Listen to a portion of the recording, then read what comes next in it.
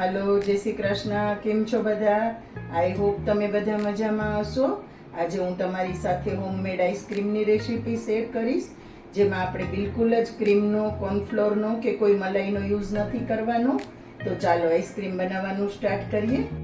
2 થી 3 table spoon આપણે પહેલાં કઢાઈમાં પાણી નાખી દઈશું અને કઢાઈ એકદમ જાડા તળિયાવાળી લેવાની છે અને 1 લીટર મેં અહીંયા દૂધ લીધેલું છે. કઢાઈ પતલા તળિયાવાળી કે આછા તળિયાવાળી નથી લેવાની, નહીંતર આપણું દૂધ એમાં દાજી જશે એટલા માટે. અને પાણી પણ આપણે એટલા માટે જ નાખવાનું છે કે દૂધ દાજે નહીં.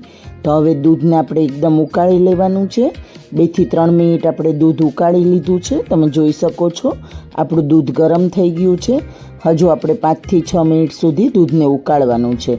તો હવે અહીંયા હું 2 થી 3 ટેબલ સ્પૂન ચોખા લઈ રહી છું. હું અહીંયા જીરાસર ચોખા લઈ રહી છું. તમે કોઈ પણ ચોખા, બાસમતી ચોખા પણ લઈ શકો છો.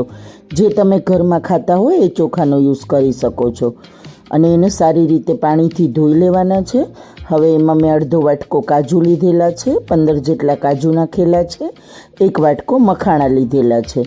અને જે આપણે ગરમ થઈ ગયેલું દૂધ છે એમાં મખાણા અને કાજુ ડૂબે એટલું આપણે દૂધ નાખી દઈશું.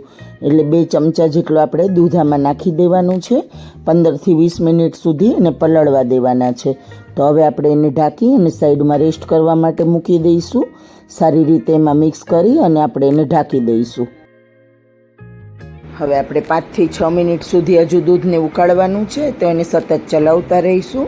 જો ચલાવશું નહીં તો દૂધ નીચે બેસી જશે. એટલા માટે આપણે એને સતત ચલાવતા રહીશું અને એકદમ ઉકાળી લઈશું દૂધને. અને દૂધમાં હવે આપણે કોઈ ફ્લેવર એડ કરવું હોય તો કરી શકીએ છીએ, ન કરવું હોય તો તમારી ચોઈસ છે.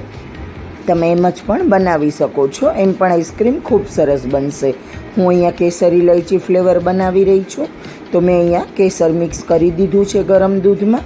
એ સારી રીતે મિક્સ થઈ જાય એટલે આપણે એને દૂધમાં એડ કરી દઈશું. હવે આપણે કેસરવાળું દૂધ એમાં મિક્સ કરી દઈશું.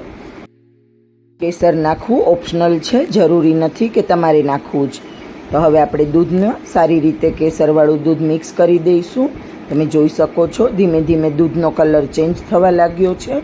તો અહીંયા આપણે મખાણા અને કાજુ પલાળીને રાખેલા હતા, એ પણ સરસ પલળી ગયા છે. તો એને પણ એમાં આપણે મિક્સચર જારમાં લઈ લીધેલું છે.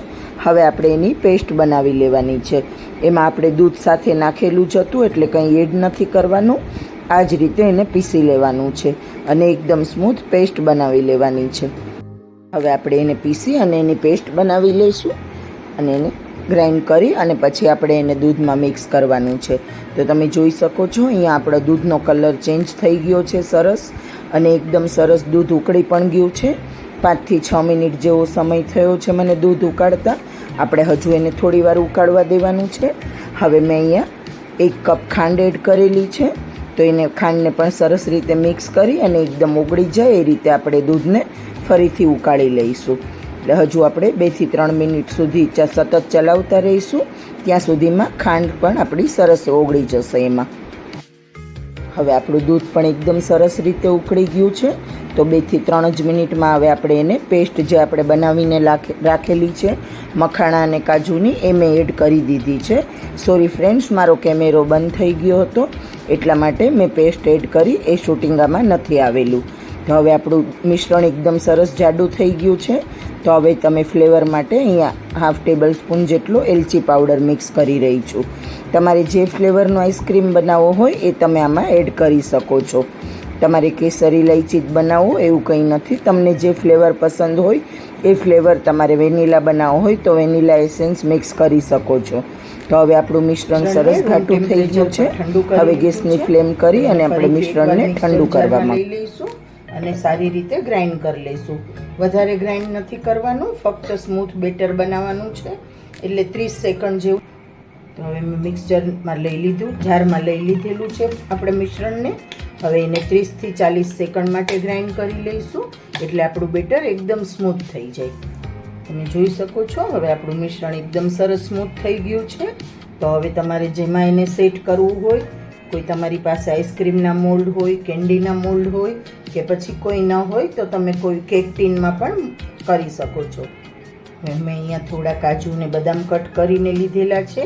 એ ઓપ્શનલ છે, તમારે નાખવા હોય તો નાખી શકો છો, નહીંતર સ્કીપ કરી શકો છો. એને આપણે મિશ્રણમાં સારી રીતે મિક્સ કરી દઈશું. મેં અહીંયા આઈસ્ક્રીમ સેટ કરવા માટે ડબ્બો લઈ લીધેલો છે. એરટાઈટ ડબ્બો છે તો હું એમાં સેટ કરી રહી છું. તમે કેક ટીન કે કોઈ પણ વાસણમાં સેટ કરી શકો છો. તો આપણે બધું મિશ્રણ એમાં રાખી દઈશું. મેં બધું મિશ્રણ એમાં લઈ લીધું છે. હવે મેં સારી રીતે થોડું હલાવી લઈશું એટલે બબલ્સ હોય હવાના એ નીકળી જાય. હવે ગાર્નિશ કરવા માટે હું અહીંયા થોડા પિસ્તા લઈ રહી છું. એ પણ ઓપ્શનલ છે. તમને બીજું કોઈ ડ્રાયફ્રૂટ પસંદ હોય તો એ પણ તમે નાખી શકો છો. હવે અહીંયા હું એને ફોઇલ પેપરથી કવર કરી રહી છું. તમારી પાસે જો ફોઇલ પેપર ન હોય તો તમે કોઈ પ્લાસ્ટિકથી પણ કવર કરી શકો છો. અને કુલ્ફીના મોડમાં હોય તો એમાં તમારે કવર કરવાની જરૂર નથી. એનું જે ઢાંકણ હોય એનાથી જ તમે કવર કરી શકો છો. હવે આપણે એને 5 થી 7 કલાક માટે ફ્રીજમાં હું ઓવરનાઇટ ફ્રીજમાં રાખી રહી છું. એટલે આપણે સવારે ચેક કરીશું. આપણો આઈસ્ક્રીમ એકદમ સરસ રેડી થઈ જશે. હવે 6 થી 7 કલાક આપણે એને સેટ કરવા માટે ફ્રીજમાં સેટ કરવા માટે રાખી દઈશું.